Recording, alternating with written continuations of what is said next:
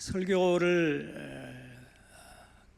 목사가 잘 하려면 세 가지 원칙을 지켜야 된다고 했습니다. 첫째는 내용 있는 설교를 해야 된다. 그래도 뭔가 들을 만한 내용이, 이 아까운 시간에 와서 예배드리고 말씀 듣는데 그냥 시간을 허비할 수 없으니까 그래도 뭔가 들을 만한 은혜가 있는 내용 있는 설교가 되어야 된다, 이렇게 말씀하고요. 두 번째는 너무 어렵게 설교를 하지 말고 좀 쉽게 설교를 하는 것이 좋다. 어차피 알아들으실 분은 듣고 못 알아들으실 분들은 못 알아듣겠지, 이런 마음을 가지고 설교를 하면 곤란합니다. 모두가 다 알아듣기 쉽도록 쉬운 설교를, 들리는 설교를 해야 된다, 이렇게 말씀을 하시죠. 근데 세 번째가 제일 더 중요한데요, 이것도 저것도 안 되면 무조건 짧게 해라. 이게 이제 세 번째 가장 중요한 설교의 키포인트입니다. 야구 선수들도 여러분 3할 때를 치면 잘하는 거죠. 그렇지 않습니까? 10번 나와가지고 3번 안타 치면 출루하면 잘하는 겁니다. 그래서 저는 오늘 홈런은 못 치겠고 어쨌든 3할 때는 유지해 보려고 노력할 테니까 첫 번째가 될런지 두 번째가 될런지, 여러분 표정 보고 안 되면 빨리 세 번째가 될런지, 제가 시계하고 지금 촉박합니다. 시간이 이게 짜여져 있기 때문에 이게 빠른 속도로 나가야 되는데 어쨌든 셋 중에 하나는 한번 열심히 해보도록 그렇게 하겠습니다. 우리 인생의 만남에 아주 중요한 만남 네 가지가 저는 있다고 봅니다. 첫째는 부모와의 만남이겠죠. 여러분들은 어떻습니까? 좋은 부모님을 만나셨습니까? 이렇게 대답 잘하는 팀은 이게 처음입니다. 혹 여러분 혹시 좋은 부모님 못 만나서 힘드십니까? 괜찮습니다. 여러분들도 나중에 부모님 되실 거죠. 그러면 여러분을 부모로 만나는 여러분의 자녀가 여러분을 통해서 복을 받으면 됩니다. 혹 우리가 좋은 부모를 못 만났다 할지라도 내가 부모가 되었을 때 나를 부모로 만난 자녀들이 복을 받으며 그거 멋진 부모 역할을 하는 것 아니겠습니까? 두 번째로 좋은 배우자 만나는 겁니다. 우리 교사 선생님들, 자매님들, 형제님들 많이 계신데 서로 한 교회에서 서로 이제 배우자도 한번 살펴보고 같이 결혼할 상대를 고르기도 하죠. 좋은 배우자를 만나는 건 인생에 굉장히 중요한 만남입니다. 좋은 남편 가면 어떤 남편일까요? 잘생기고 연봉 높고 학벌 좋고 자기한테 잘해주고 그러면 얼마나 좋겠습니까? 그런 분들은 창조의 1호로 절대로 존재하지 않습니다. 어떤 여자가, 어떤 자매가 좋은 신부감이겠습니까? 얼굴 이쁘고, 그죠? 그리고 또 뭐 사근사근하고 또 내조 잘하고 시댁 식구들 잘 모시고, 불가능하다는 거 여러분 아시죠? 좋은 배우자를 만나지 못해서 고생하는 남편들 저 많이 봤습니다. 좋은 또 부인 만나지 못해서 고생하는 남편들 저 많이 봤습니다. 근데 여러분 그렇다고 우리가 뭐 쉽게 헤어지고 뭐 끝낼 수 있는 문제가 아니지 않습니까? 그럼에도 불구하고 하나님의 뜻을 찾고 하나님 앞에 기도하면서 우리가 가정을, 하나님께서 이 가정을 주신 이유가 있을 것이고 분명한 뜻이 있을 것이다. 믿음이 하나가 된다면 혹 내 조건에, 내 기준에 차지 않는다 할지라도 그 배우자가 믿음 하나만 같다면, 같은 믿음, 신앙을 가지고 있다면 아마 좋은 배우자인 줄로 믿습니다.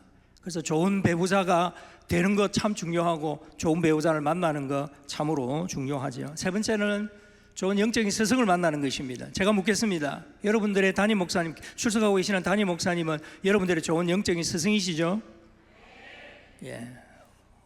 제일 큰 소리를 하신 팀들입니다. 너무너무 좋습니다.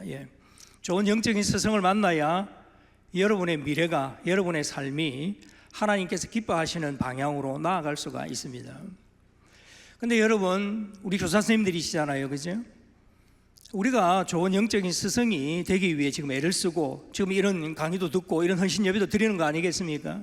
그렇다면 좋은 영적인 스승이 어떤 스승이 되어야 되느냐, 이걸 우리가 한번 고민해 보면 여러 가지 정답을 이야기할 수 있고 여러 가지 이야기를 할 수 있겠습니다만은 특별한 거 없습니다. 오늘 제가 함께 나누고 싶은 제목처럼 교사만큼 잘하는 아이들, 이 주제, 이 핵심 하나만 우리가 기억해 둔다고 하면 우리를 가르치는 제자들에게 아마 좋은 영적인 스승이 될 줄로 저는 믿습니다. 네 번째로는 소명과의 만남입니다. 좋은 소명과의 만남이 내가 무엇을 하며 살아갈 것인가, 하나님께 영광 돌려드리는 삶이 무엇인가 하는 것에 대해서 어린 아이들도 고민을 하고 청년들도 고민을 하고, 아니 40이 넘고 50이 넘었는데도 고민을 하는 우리들입니다. 그만큼 일찍 이런 시일 내에 하나님께서 나에게 무엇을 원하시고 어떤 삶을 원하신가 하는 그 소명에 대해서 확실히 만난 사람은 그 시간과 돈을 얼마든지 절약할 수 있거든요. 그리고 엉뚱한 길로 가지 않고 곧장 하나님이 기뻐하시는 길로 얼마든지 갈 수 있습니다. 그래서 정말 네 번째 중요한 만남은 바로 소명과의 만남이다, 저는 그렇게 생각합니다. 주일학교에서 장래 희망을 물었습니다. 네가 커서 뭐 될래? 물었습니다. 제 때만 해도 이 군사 독재 그때였죠. 잘 살아보세, 잘 살아보세 이랬습니다. 그래서 대부분 학교에서 뭘 물어보거나 교회에서 뭘 될래 물어보면 첫 번째가 뭡니까? 대통령입니다. 예, 대통령. 예. 그 다음에 두 번째가 군인입니다. 예. 그 다음에 시대가 좀 바뀌니까 어떻습니까? 조금 시대가 흐르고 나니까 이제 네 장래 꿈이 뭐냐 이러니까 연예인 되겠대요. 프로 운동선수 되겠답니다. 막 인기 있고 돈 많이 벌고 하니까 너무나 애들이 좋아 보였던 것이죠. 근데 요즘은 어떻습니까? 유튜버가 되겠다 합니다. 크리에이터가 되겠다 하죠. 얼마든지 자기 영상 하나 가지고 돈 많이 벌고 얼마든지 해외여행 다니고 하고 싶은 거 마음대로 할 수 있다고 생각하기 때문입니다. 그런데 어느 주일학교에서 네 꿈이 뭐냐, 장래 희망이 뭐냐 물었더니 하나이가 이런 대답을 했습니다. 예, 저의 장래 희망은 주일학교 교사입니다. 이렇게 썼습니다. 그 아이를 가르친 선생님, 저는 한번 찾아가 만나보고 싶었습니다. 이 아이에게 장래 희망이 무엇이냐고 물었을 때에 대통령, 군인, 연예인, 돈 많이 버는 사람 아니라 주일학교 교사가 되는 것이 장래 희망이다, 이렇게 말할 수 있는 이 제자를 기른 이 선생님은 과연 어떤 스승이고 어떤 선생님일까요? 참 하나님 앞에서 기억될 만한 교사의 모범이 되지 않겠나 하는 그런 생각을 갖게 됩니다. 교회 안에도 보면 3D 직분이 있다고 저는 생각합니다. 첫 번째가 뭔지 아십니까? 대형교회 담임 목사입니다. 대형교회 담임 목사, 그거 여러분 3D 직분입니다. 모두 다 목사가 다 대형교회 담임 목사 하고 싶다고 생각하죠. 예, 물론 그럴 수 있습니다. 그러나 여러분, 그거 누구나 하고 싶다고 아무나 할 수 있는 게 아니거든요. 하나님이 특별히 부르셔서 그 큰 교회를 맡아서 목양할 수 있는 준비된 하나님의 소명자들을, 목사들을 부르셔서 그 교회에 맡기신다고요. 그런데 여러분, 한번 맡아보십시오. 얼마나 힘든지 모릅니다. 옛말에 그런 말이 있잖아요. 천석구는 천가지 고민, 만석구는 만가지 고민. 예, 그렇습니다. 큰 교회 담임 목사, 여러분 그거 결코 허울 좋은 거 아닙니다. 허울만 좋지 실속이 별로 없습니다. 그게 굉장히 힘든 3D 직분입니다. 그래서 누구나 하고 싶지만 아무나 시키지 않습니다. 왜냐하면 하나님께서는 준비된 자들을 쓰시기 때문이죠. 두 번째 교회의 3D 직분이 뭔지 아십니까? 예. 그게 바로 개척교회 사모님입니다. 개척교회 사모님. 개척교회 사모님은 개도 안 좋아합니다. 예. 개척교회 사모님 똥은 개도 안 먹는다고 합니다. 예. 개척교회 사모님 여러분 얼마나 힘든지 모릅니다. 저도 미국에서 한 7년 반 있으면서 미국 교회를 빌려서 개척해봤는데요. 두 번 다시 하고 싶지 않습니다. 제 목회의 흑역사라고 말할 수 있습니다. 그런데 정말 보람도 물론 있습니다. 보람도 있고 나름대로 의미도 있고 하나님이 함께 하신다는 기적도 있고 하지만, 그러나 여러분 이 개척교회의 사모님은 목사야 자기가 소명 받았으니까 개척하라니까 개척하는데 사모님은 무슨 죄가 있습니까? 그죠? 온갖 그 교인들 이야기 다 들어야 되고 뒤치다거리 다 해주면서 굉장히 힘든 3D 직분 중에 하나입니다. 마지막으로 교회 3D 직분이 뭐냐 하면 교사입니다. 교사. 저는 이게 틀림없다고 봅니다. 적어도 여러분 교회에서 봉사 일하면 몇 가지가 있잖아요. 첫째 뭡니까? 구역장 권찰. 그렇죠? 뭐 조금씩 호칭은 좀 다를 수 있습니다. 그 다음 두 번째는 뭡니까? 찬양대원. 그렇죠? 성가대 찬양대원들. 그 다음에 식당 봉사. 예. 그리고 교사 뭐 이렇게 있지 않습니까? 물론 뭐 다른 봉사들도 다 많이 있겠습니다만 크게 대체적으로 보면 이 네 가지 봉사를 교회의 주된 봉사라고 말할 수 있습니다, 여러분. 근데 찬양대 봉사하시는 분들은 어떻습니까? 그래도 찬양대석은 따로 자리가 있잖아요. 여기 있네. 예. 찬양대석은 그래도 맨날 여기 따로 자리를 앉는다고요. 이 따로 자리를 앉는 특권을 찬양대원들은 늘 누리고 있거든요. 그런데 여러분 어떻습니까? 교사는요, 어디에 있는지 잘 모르죠. 찬양대원은 늘 예배 시간마다 앞에 서서 앉고 가운 입고, 또 여러분 또 어떻습니까?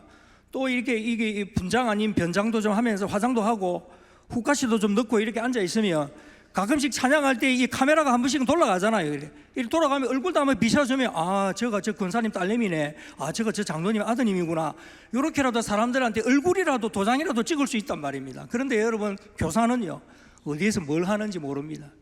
그런데 맨날 왜 주일학교가 이렇게 부흥이 안 되노? 왜 주일학교가 이렇게 안 느노? 뭐 이런 이야기만 듣지, 교사들이 얼마나 수고하고 얼마나 봉사하느냐 이런 거에 대해서는 물론 교인들도 관심을 가지겠습니다만은 다른 직분에 비해서는 굉장히 두드러지지 않는, 그래서 교사들은 지하 세계에서 늘 암울한 곳에서 이렇게 봉사하는 분들이라고 볼 수 있죠. 식당 봉사하시는 분들도 물론 식당 봉사도 요즘은 뭐 지상에도 있습니다만 대체적으로 지하에 식당이 많잖아요. 그 지하 세계에서 그들이 얼마나 힘들게 봉사하시는지 모릅니다. 국이 짭다 싱겁다, 아니 짜우면 물을 더 타 드세요. 싱거우면 소금을 넣어 드시면 되잖아요. 근데 왜 맨날 짜다 싱겁다 이런 불평을 듣습니까? 그래도 다른 성도들이 맛있게 먹어주니까 그게 보람이 되고 교회 섬기는 마음이 있으니까 그래도 그걸 합니다. 그런데 여러분, 교사와 이 식당 봉사하는 사람들의 결정적인 차이가 뭔지 아십니까? 식당 봉사 하신 분들은 그래도요, 집에 돌아갈 때 빈손으로 안 갑니다. 제가 보니까 권사님들, 집사님들 바리바리 싸가지고 다 가져가시더라고요. 봉다리가 막 5개, 10개, 와, 택배를 불러야 될 판입니다 지금. 근데 이런 교사들은 어떻습니까? 자기 돈 내가면서 애들 먹여가면서 써도 애들은 1시간만 뒤돌아서면 배고프다 그럽니다. 여러분, 소는 그래도 대책임질이라도 합니다. 얘들은 소보다 못한 놈들이에요. 그런데 교사들은 어떻습니까? 자기 지갑 털어서 계속 먹여야 되죠. 식당 봉사하시는 분들은 그래도 빈손으로 양손 가득히 가잖아요. 그러니까 여러분, 교사들은 지하 세계에서 일하죠. 남이 알아주지 않는 아이들 뒤치다거리 해야 되죠. 또 아이들 성경 공부 가르치고 뭘 하면 여러분 어떻습니까? 애들이 말을 듣습니까? 어른들 앞에서 설교하는 것은요, 그렇게 어렵지 않아요. 그런데 정말 아이들한테 유치부나 초등, 일부, 특히 중고등부 이런 아이들한테 전사님 설교할 때, 목사님들 설교하면 여러분 설교 한 2번 하고 나면 그 뒷날 변사체로 발견될 수도 있습니다. 얼마나 여러분 힘든지 모릅니다. 그런데도 그걸 맡아서 하거든요. 또 우리 선생님들은 어떻습니까? 중이 애들은 내가 없거든요. 애들은 사람이 아닙니다. 그런 애들한테 하나님은 살아계시다, 하나님이 너희를 사랑하신다, 전혀 반응이 없고 무감각한 이 아이들을 교사들이 매일매일 기도하면서 이 아이들에게 헌신하고 돈 갖다 바치면서 온갖 정성으로 해도 그 결과물은요 어떻습니까? 음식이라도 여러분 하면 어떻습니까? 1년에 2번씩 식당 봉사하시는 분들, 교회 당회원들이나 이 부장 장로님들이 뭐 야외에도 보내주고 어디도 보내주고 이렇게 하잖아요, 그죠? 어떤 교회는 뭐 해외여행도 보내주고 그렇게 하더라고요. 근데 우리 교사들은 어떻습니까? 일단 인원이 많기 때문에 해외여행을 갈 수가 없습니다. 제주도 여행도 가려고 하면 인원이 한 100명 넘어버리니까 뭐 산중교회는 한 100명, 한 200명 안 되겠습니까? 교사가, 그죠? 뭘 하려 해도 제대로 할 수가 없습니다. 그만큼 교사는 어렵고 힘든 직분이면 틀림이 없습니다. 하지만 한 영혼을 소중히 다루고 인간 안 될 것 같은 아이들 붙잡고 기도하고 말씀으로 그들을 가르치는 것이 한 주 한 주 쌓여 나갈 때에 그 아이의 영혼이 변화되고 하나님께서 기뻐하시는 어린 영혼, 하나님을 닮은 성숙한 그리스도인으로 변화되는 모습을 보면서 우리 교사들이 보람을 느끼는 건 아니겠습니까? 그게 힘이고 그게 우리에게 영적인 자원이지 않겠습니까? 교육이라는 것은 여러분 일반적인 교육이 있고요, 기독교 교육 크게 둘로 나누죠.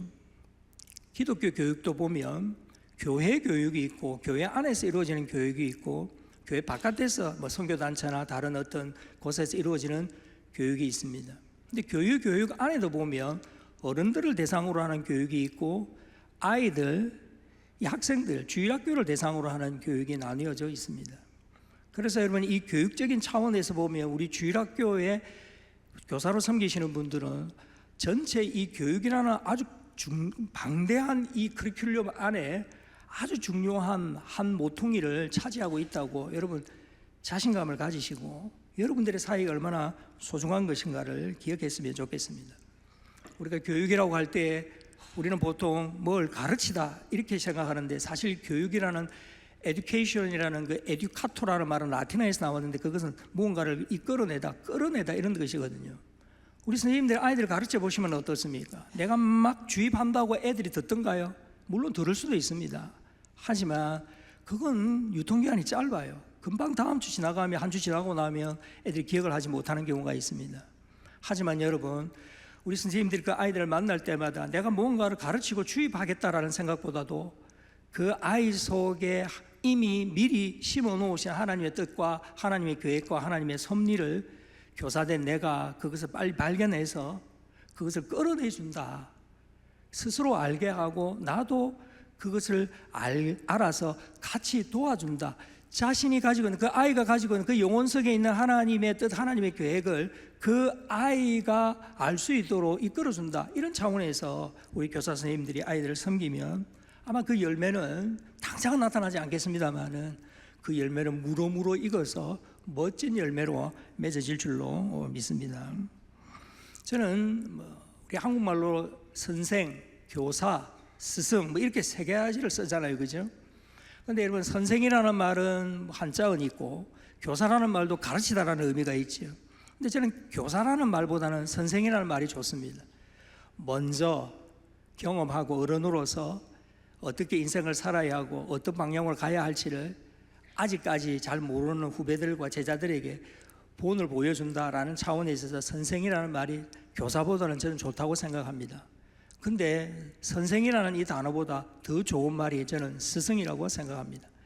여러분, 스승이라는 말을 찾아보면 이게 한자어가 아니더라고요. 순수 우리나라 말이되는데 이 뜻이 뭐냐 하면 스승, 스스로 가르쳐 배우게 한다, 이런 뜻입니다.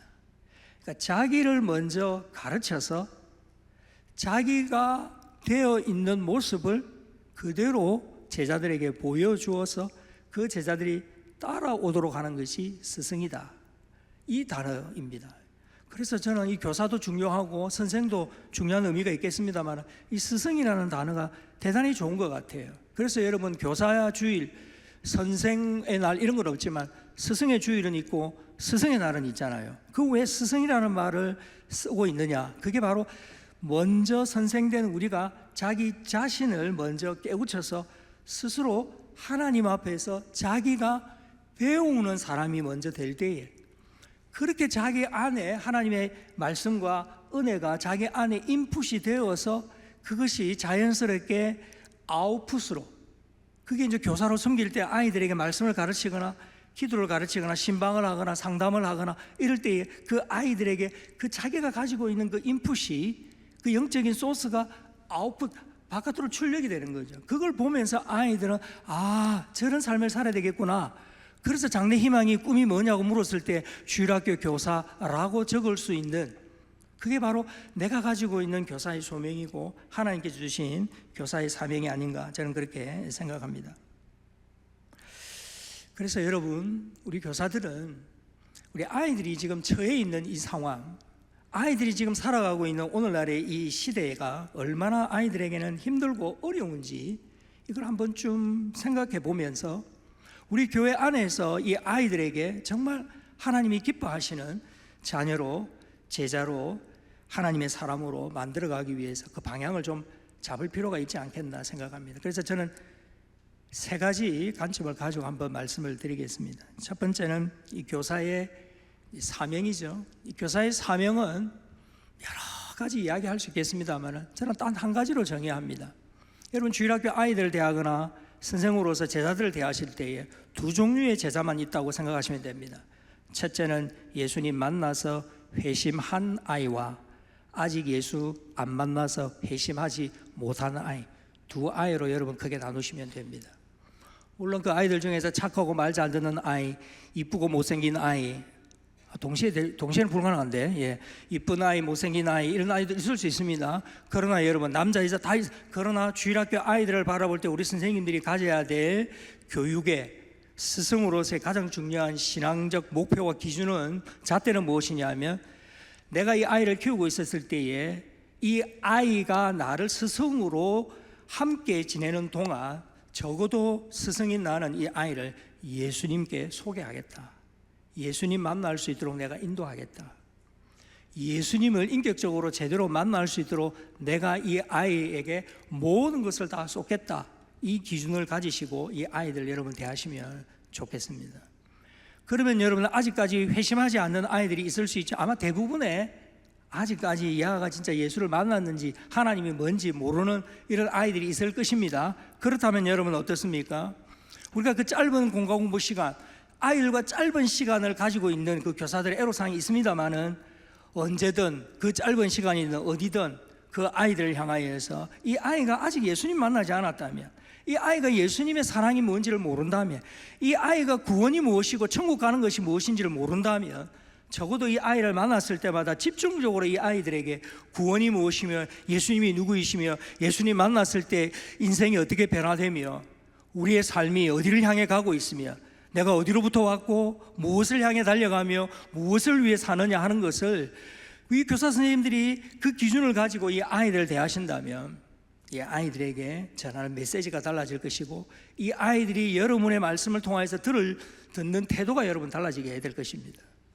그래서 여러분, 여러 가지 방법으로 학생들을 평가할 수 있습니다만, 중요한 것은 교사들의 입장에서는 우리는 그래도 여러분 말씀으로 이 아이들을 예수 그리스도께로 인도하는 것 아니겠습니까?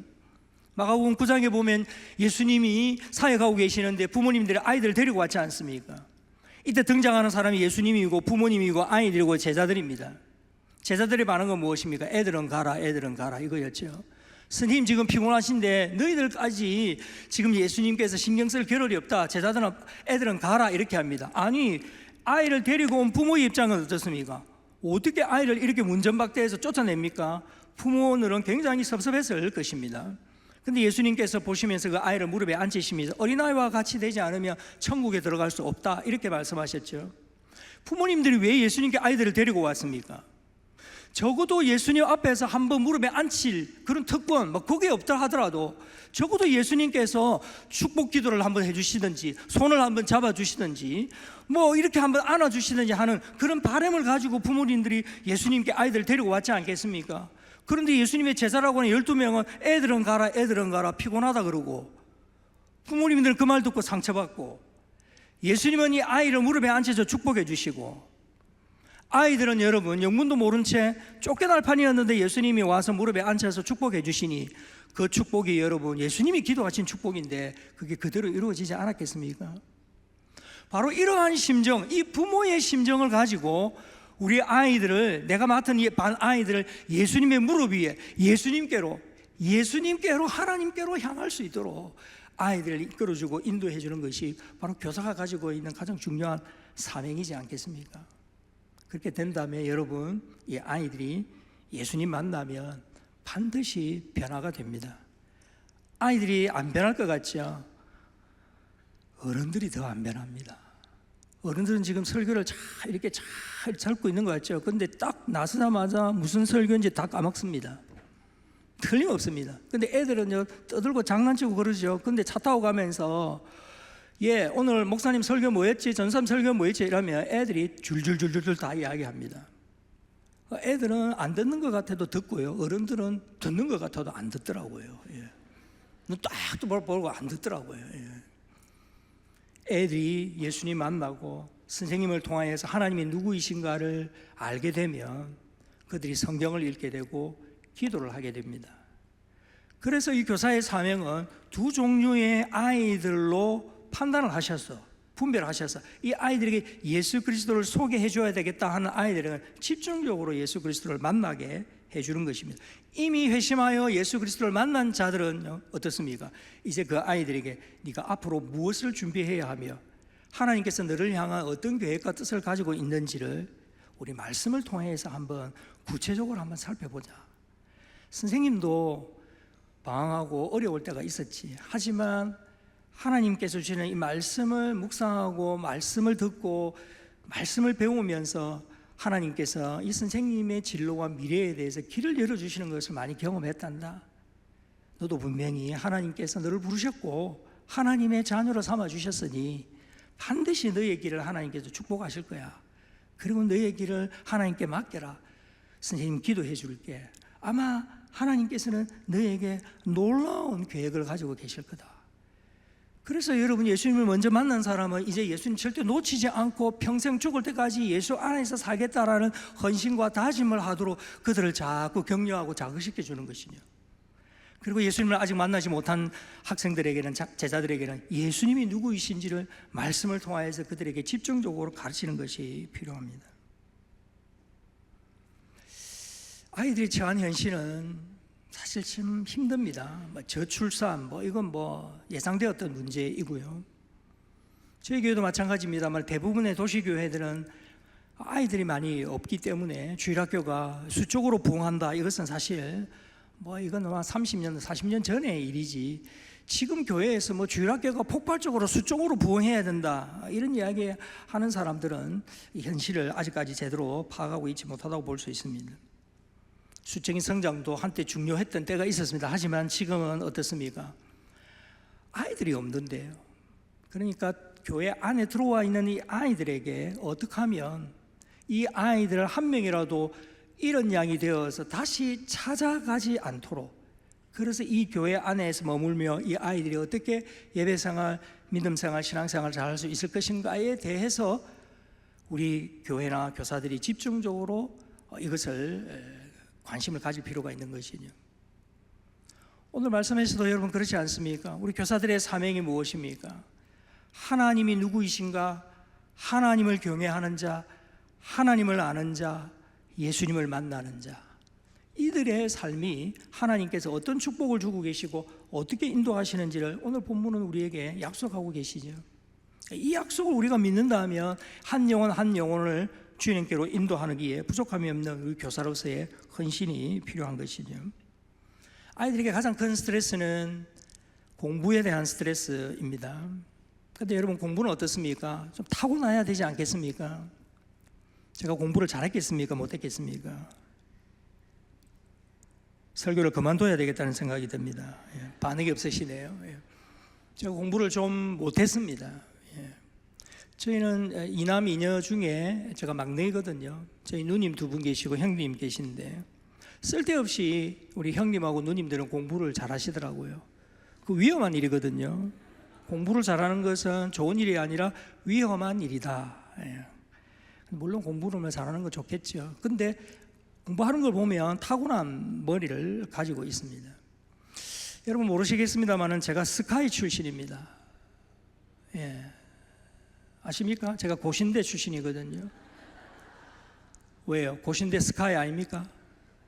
고신 K대학에 제가 출신인데, 많은 사람들이 태어날 때부터 좋은 머리를 가지고 있기 때문에 그 무한 경쟁 속에 있는 우리 아이들의 세상은 우리가 생각하는 것보다 훨씬 위험하고 힘듭니다.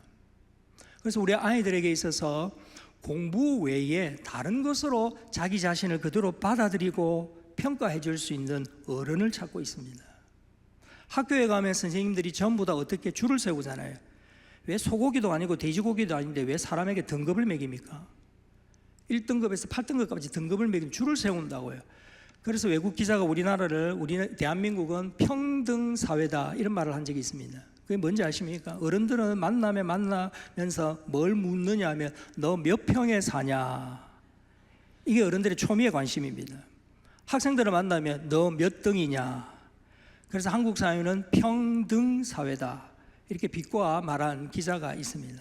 우리 아이들이 처한 이 공부에 대한 스트레스, 사실 공부는 타고난 머리를 가지고 있어야 되고 3%만이 공부로 쇼부를 볼 수 있습니다. 나머지 97%는요 그냥 학교를 그냥 졸업만 하면 되는 거예요. 저처럼 그냥 졸업장만 따면 그게 영광스러운 것이라 생각해야 됩니다. 왜 그런지 아십니까? 할 놈들은 하게 되어 있습니다. 근데 나머지 97%는요 때가 되면 하게 되어 있습니다. 아니 때가 돼도 목사님 안 하던데요. 공부 안 하면 됩니다. 걔는 다른 걸 하면 됩니다. 공부를 잘한다는 것은 수만 가지 잘하는 것 중에 한 가지일 뿐입니다.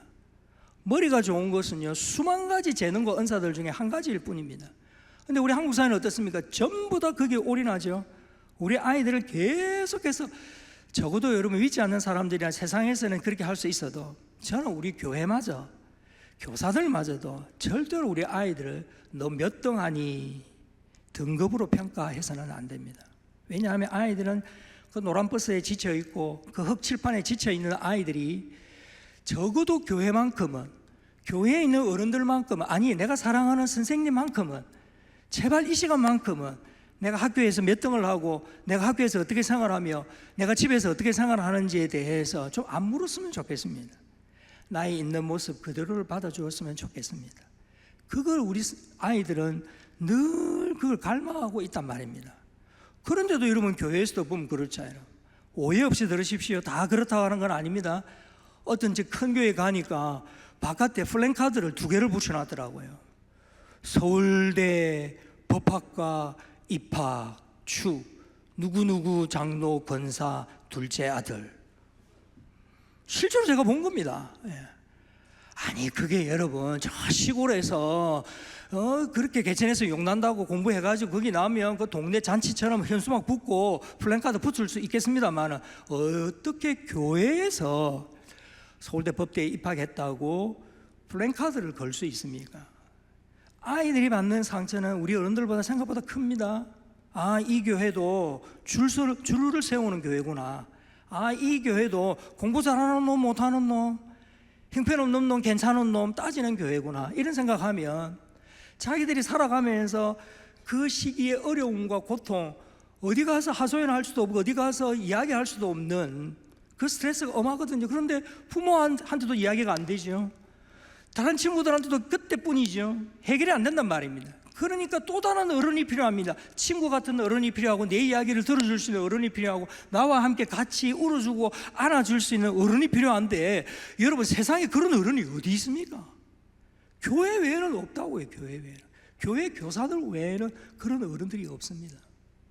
그래서 그 교사들이 적어도 교회에 있는 우리 아이들에게만큼은 절대로 공부에 공짜로 이야기해서는 안 됩니다.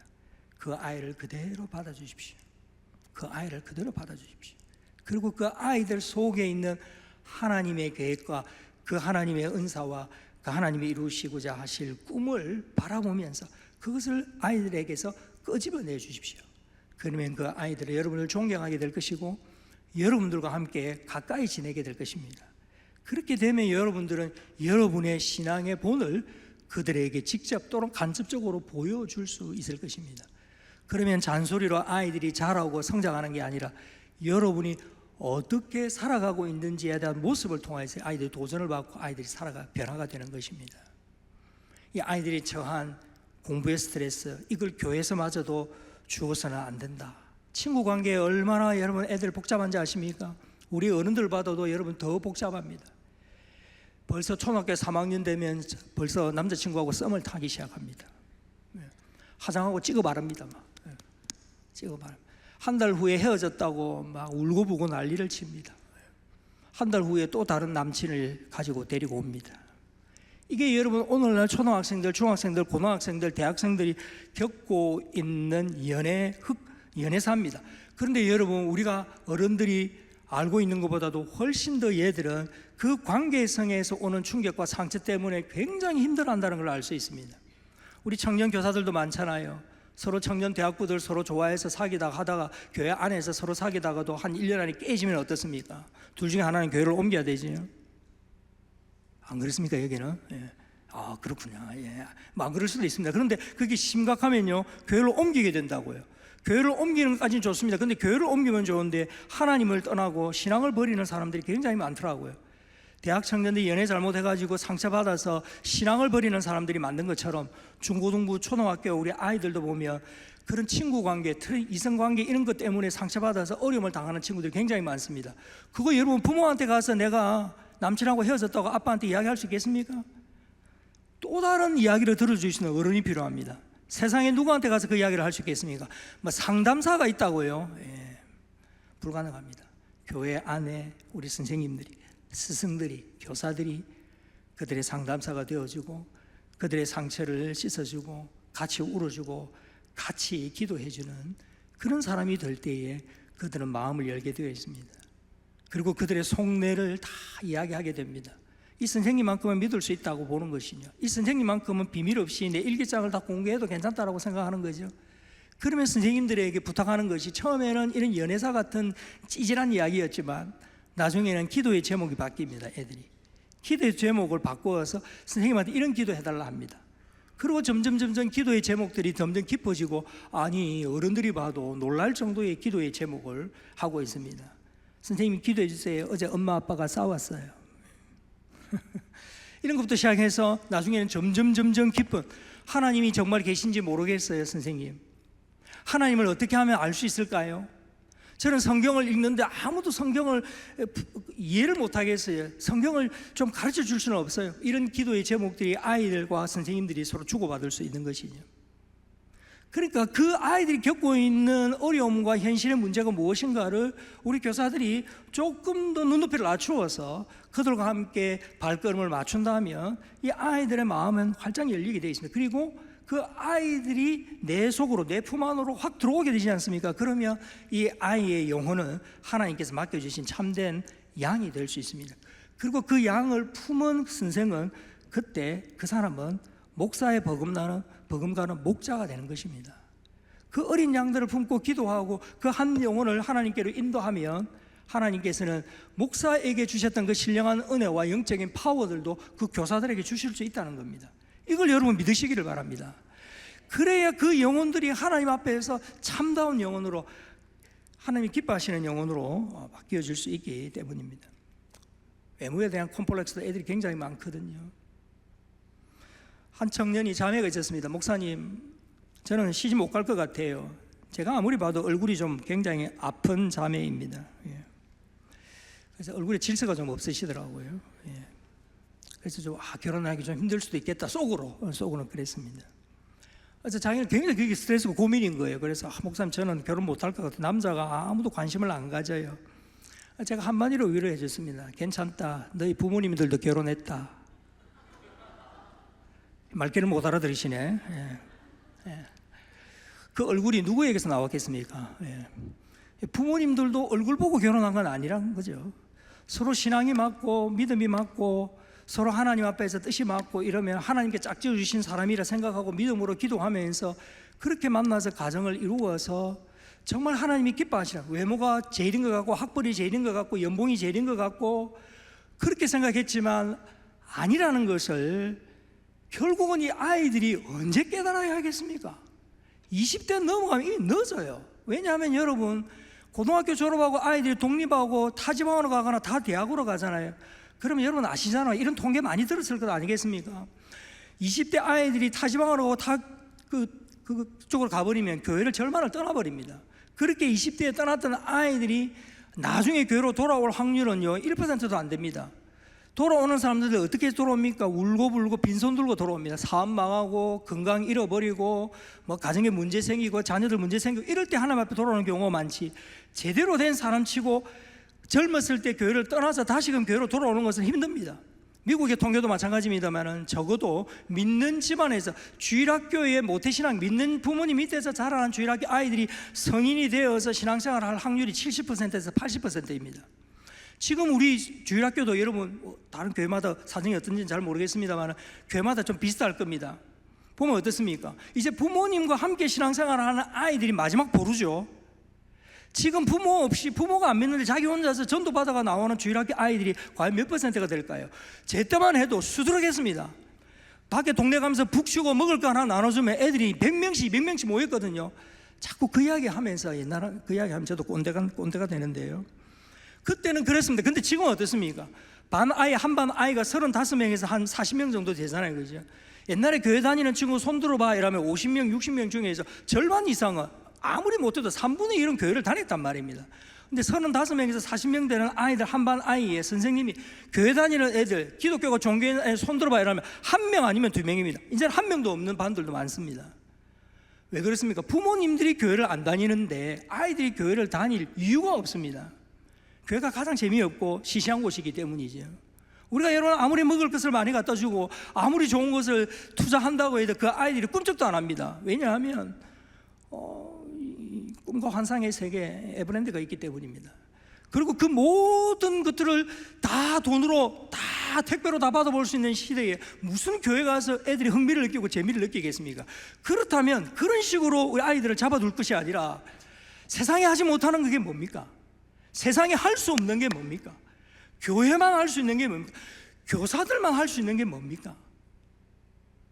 거기에 핵심 가치가 있습니다. 거기에 초점을 맞추셔야 됩니다.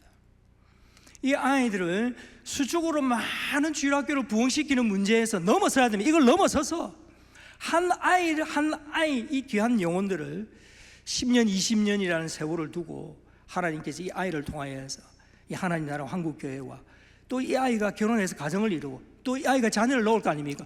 그러면 자자손손 이 한 아이를 통하여서 가정을 이루고 자녀를 놓고 그 자녀들이 또 믿음의 대를 이어서 또 자녀를 놓게 되면 이 아이들 하나를 통하여서 믿음의 유산들과 믿음의 자녀들이 대대로 번져나가지 않겠습니까?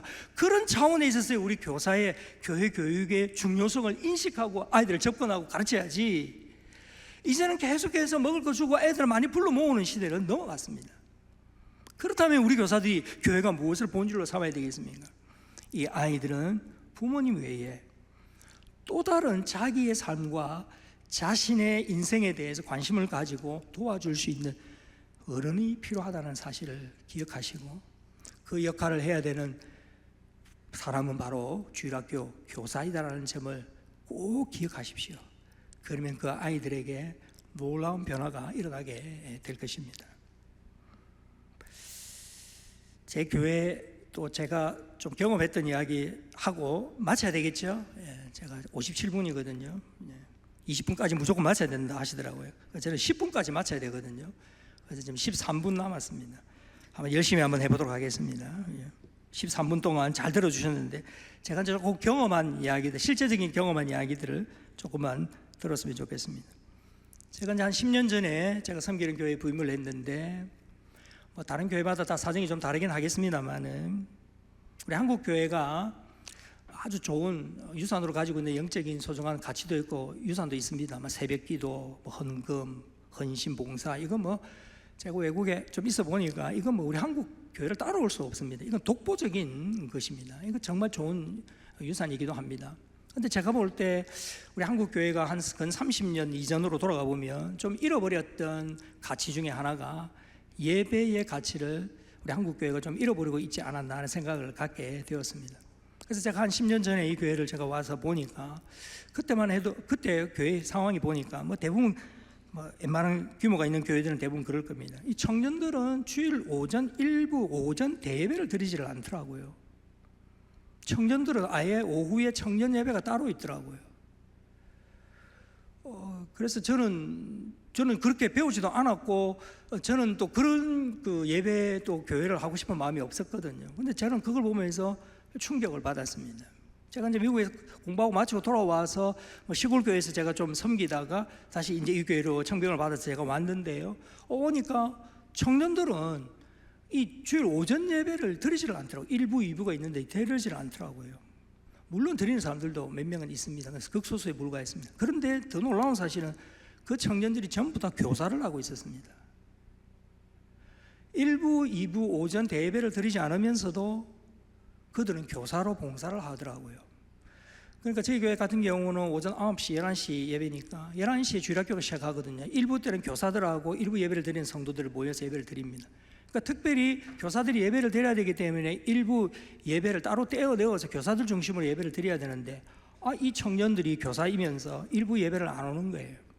제가 쭉 보니까 거의 뭐 청년들 교사들 한 50명 중에서 한 5명, 4명에서 5명 정도만 예배를 드리고 나머지는 예배를 안 드려요. 근데 그 이유가 있더라고요. 왜냐하면 오후 2시 반, 오후 3시에 모이는 자기들 청년 예배가 따로 있더라고요. 자기들은 그 예배를 주일 공예배로 생각하고 그 예배에 참석하면 된다고 생각합니다. 그런데 여러분 그 예배에 참석하는 수도 제가 조사를 했거든요. 그러니까 어떨까요? 절반이 안 됩니다. 그렇다면 결론은 이거죠. 주일학교 교사로 하는 젊은 청년들이 주일날 한 번도 예배를 안 드린다는 거예요. 그리고 주일학교 교사 봉사를 한다는 겁니다. 자, 이게 모든 교회에 다 적용되지는 않을 겁니다. 제가 느끼면서 느꼈던 건 뭐냐 하면 그렇습니다. 우리가 20년, 한 30년 전에 우리 지금은 40대 또는 30대 후반, 50대 제 세대들 마찬가지입니다. 청년들만 따로 드리는 열린 예배가 있었고, 청년들은 자꾸 예배를 자꾸 분리시켰죠, 그죠? 어른들 예배 드리는 것을 청년들 따로 드리고, 찬양 예배, 열린 예배 이렇게 자꾸 따로 드렸습니다. 그래서 청년들이 부흥하고 청년들이 많이 그 예배에 온 것도 있습니다. 하지만 그렇게 함으로 인해서 교회가 점점 중요한 온 성도들이 함께 드리는 공예배의 비중이 점점 약해졌고, 특별히 젊은이들은 청년 예배나 자기들이 따로 드리는 예배에 익숙해져 있기 때문에 담임 목사님의 설교를 들을 기회가 전혀 없습니다. 왜냐하면 청년 예배, 열린 예배는 부목사님들이 맡아서 예배하고 그렇게 하죠. 그러니까 담임 목사 설교를 한 번도 안 듣습니다. 걔들이 수요 기도회를 나오겠습니까? 새벽 기도 와서 담임 목사 설교를 듣겠습니까? 주일날 예배를 한 번 참석하는데 공예배 담임 목사의 설교를 듣지 않고 주일학교 교사는 열심히 봉사하고 있습니다. 그리고 청년 예배들만 따로 드리고 있습니다. 근데 문제는 뭐냐 하면 그들이 그 위기 의식을 가지고 있지 못하다는 것이죠. 자기들은 그 예배를 드리고 있다는 거죠. 그러나 여러분, 담임 목사를 노회에서 또 한 교회에서 청명해서 위 목사로 세우는 것은 무엇입니까? 그것은 모든 성도들에게 공적인 예배를 인도하며 공예배 때 하나님의 말씀을 선포하는 설교자로 세우셨기 때문에 담임 목사를 그렇게 위임해서 세우신 겁니다. 그렇다면 여러분, 한 지붕 두 교회가 존재하는 거죠. 담임 목사의 설교, 공예배에 참석하는 성도들과 그렇지 않는 부류의 성도들, 한 지붕 두 교회가 존재하는 겁니다. 이건 비성경적입니다. 이건 맞지 않습니다. 자, 교사라는 입장에서 관점에서 보면 그 중에 예배생활 안 하시는 분도 있었겠지만 주로 교사들 초점을 맞춰보면 일부 예배 때 당연히 교사들이 예배를 드려야 되는데 예배를 드리지 않습니다. 11시 주일학교 예배의 설교, 전도사님의 설교, 부목사님의 설교 주제가 예배에 관한 것입니다. 어린아이들, 우리는 예배를 잘 드려야 해요. 예배는 늘 준비해야 돼요. 이렇게 전도사님이 열심히 아이들에게 설교를 하고 있습니다. 일부 예배를 드리지 않는 교사가 전도사님이 주일학교 아이들에게 예배에 관한 주제를 가지고 설교를 하고 있을 때 이 선생님은 그 현장에서 어떤 자세로, 어떤 표정으로 그 예배를 보내고 있을까요? 예배에 관한 중요성과 가치와 의미 자체를 이미 잃어버리고 있으면서 아이를 섬기고 있는 교사들을 보면서 저는 이것은 잘못되었다, 이것은 우선순위도 바뀌었고 이것은 잘못되었다. 그래서 제가 그것을 조금씩 고쳐나가면서 교사로서, 적어도 교사로서 다음 내년에 직분을 받고 섬기실 분들은 공예배에 대한 부분들이 어느 정도 기준점에 차야 된다, 제가 이 말씀을 드렸습니다. 그러나 다음에 조금씩 변화되기 시작합니다. 그러면서 젊은 청년들이 예배의 기쁨과 감격을 느끼기 시작합니다. 사실 그런 건 아닙니다. 담임 목사의 설교나 우리 부목사님들이나 전사님의 설교가 차이가 있고 수준이 있다 이렇게 말하고 싶지는 않습니다. 그러나 저는 공예배라는 위임 목사, 담임 목사로 하나님께서 부르신 설교자로 세우신 그 질서에 의하면 어린 아이에서부터 노년이기까지 모든 성도는 담임 목사의 설교를 통하여서 하나님의 말씀의 은혜를 받아야만 합니다. 그게 되니까 교사들이 변하기 시작합니다. 한 번도 담임 목사의 설교를 자기 20대, 30대에 들어본 적이 없는 젊은이들입니다. 제 전에도 담임 목사님이 얼마나 많이 계셨겠습니까? 얼마나 설교를 했겠습니까? 그런데 예배를 안 드리니까 오로지 전사님 설교나 부목사님 설교들만 들은 거죠. 근데 담임 목사의 설교를 듣고 온 성도들과 함께 같이 예배를 드릴 때에 그 교회에 주시는 하나님의 말씀의 메시지가 그 담임 목사를 통하여서 이루어지거든요. 그때 이 청년들이 그걸 들으면서 교회가 어떤 곳이구나, 교회가 어떤 곳이구나, 하나님께서 목사를, 교육자를 세우셔서, 설교자를 세우셔서, 교사를 세우셔서, 찬양대원을 세우시고 봉사자를 세우셔서 어떻게 이 교회를 움직여 가지고 세우시는가, 이것을 젊은 청년들이 이제 그걸 깨닫게 되는 거죠. 말씀을 통해서 깨닫는 것입니다. 그러니까 또 어른들은 또 어떻습니까? 얘들이 예배 안 보이는 애들이 예배에 앉아가고 있으니까 얼마나 이뻐 보이겠습니까? 그러니까 당회할 때마다 그런 거예요. 우리 청년들 팍팍 밀어줍시다, 팍팍 밀어줍시다. 예배 때 얼굴을 비춰주니까 어른들이 또 얼마나 좋아합니까? 예배가 회복되고 말씀의 은혜를 선생님들이, 교사들이 누리게 되니까 어떻습니까? 선생님들이 변하는 거예요. 선생님들. 그 성경을 읽기 시작하는 겁니다. 설교를 듣기 시작하는 겁니다. 제 같은 경우는 설교 본문을 쓰게 하거든요. 그리고 성경 문제를 풀게 하거든요. 전 교인들 대상으로 본문을 먼저 읽고 와야만 예배 참석할 수 있습니다. 물론 그런 건 아닙니다. 꼭 확인을 하는 건 아니지만 그렇게 하라고 제가 하는 겁니다. 그렇게 해서 설교를 듣고 말씀을 또 쓰고 또 설교를 들은 설교를 또 듣습니다. 제가 새벽기도 때 제가 1년 365일 휴가 빼고는 제가 새벽 전화를 제가 지키거든요. 다른 목사한테 안 바뀝니다. 저하고 집사람은 한 번도 새벽기도를 지각도 결석도 한 적이 없는데 지금까지는 하나님의 은혜로 건강을 주셨어요. 그런데 더 중요한 것은 그 설교한 거 있잖아요. 그걸 제가 전부 카톡으로 설교 마치자마자 그 카톡방으로 영상을 찍어서 교인들에게 다 송부합니다. 매일 아침 당신은 담임 목사의 말씀을 듣고 하루 시작해야 된다. 그렇게 제가 그걸 주장합니다. 근데 처음에는 이게 계속 아침마다 자고 있는데 카톡이 울리죠. 이러니까 안 한다, 귀찮다 이러는데 지금 한 지가 6년째 돼 가고 있습니다. 이전에 새벽마다 목사님 카톡이 안 하면 전화가 빗발치고 옵니다. 부목사들한테, 전도사들한테 깨우거든. 왜 말씀을 안 보내냐고. 제가 여러분 설교 잘하고 뛰어난 설교 이런 거 아닙니다. 새벽기도 설교가 무슨 뛰어난 설교가 있고 무슨 기성전결이 있겠습니까? 그죠? 그러나 하나님 앞에서 우리가 교사로, 중직자로, 또한 하나님 앞에서 봉사자로 세움을 받았다면 적어도 하루를 시작할 때에 세상에 그 쓰잘데기 없는 그 뉴스 이런 거를 가지고 시작하는 것보다 하나님의 말씀으로 하루를 시작하면 그 하루가 정말 값지지 않겠습니까? 그 말씀으로 하루 시작한 교사들은요, 그 오늘 하루 이 아이를 만나서 내가 신방하고 상담을 해줘야 되는데 하나님 어떻게 할까요? 그 말씀을 들으면서 그 길이 보인다고요. 그러면서 하나님 앞에 묻습니다. 그러면 하나님께서 주신 말씀을 가지고 그 아이들에게 접근을 하고 같이 했더니 아이가 문제가 해결이 되고 이런 놀라운 일들이 이제 일어나게 되는 것이죠. 그래서 제가 말씀드리고 싶은 것은 우리 교사 선생님들의 사명과 소명도 중요하지만 여러분들이 본이 되는 교사가 되기 위해서는 여러분들이 먼저 예배의 자리, 하나님의 말씀을 듣는 자리, 이 자리를 소중히 여기셔야 됩니다. 저는 어렸을 때부터 저희 어머니로부터 신앙 훈련을 받았죠. 저희 어머니께서 지금 87이십니다. 저희 어머님은 좀 특별한 분이시긴 합니다. 시간이 7분입니다. 제가 금방 마쳐야 되는데, 어머니께서 좀 특별하신 분이시긴 합니다. 48에 혼자 되셨고 네 남매를 키우시려고 했죠. 그래서 어렸을 때 저는 부산으로 경상남도 진양군 일반성면 창촌리 신촌 부락 645번지에 살았던 사람인데 제가 출소해가지고 부산에 유학을 왔습니다. 그래서 4명을 공부하고 뒷바라지한다고 어머니 정말 고생을 많으셨습니다. 저희 어머니께서 주일학교, 저는 이제 어머니 손잡고 새벽기도 가고 늘 교회에서 살았죠. 제가 시골 교회 출신이기도 합니다. 그래서 여러분, 어머니께서 저에게 늘 강조하셨던 게 뭐냐면 설교할 때 전도사님이나 강도사님이나 목사님의 얼굴을 절대로 놓쳐서는 안 된다.